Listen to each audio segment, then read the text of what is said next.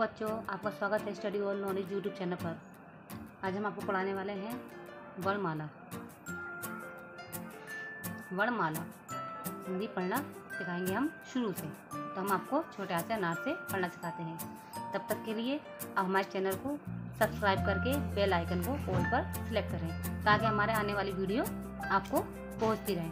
तो ठीक है, आज हम शुरू करने वाले हैं वर्णमाला।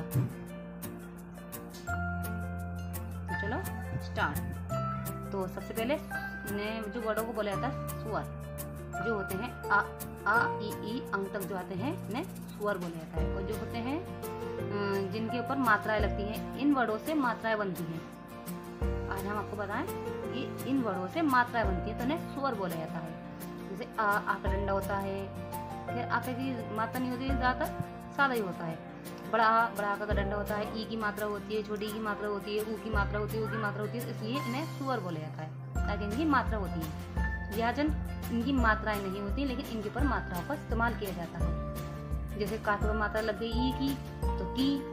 तो हम आपको शुरू करते हैं। इतना हमने आपको बताया हिंदी समझने के लिए। तो अब शुरू करते हैं। आ, छोटा आ, बड़ा आ, छोटी ई, बड़ी ई, छोटा ऊ, बड़ा ऊ, रा ऋषि, ए ड़ी, आ ए, ओ ओ, अंग बड़ा अंग।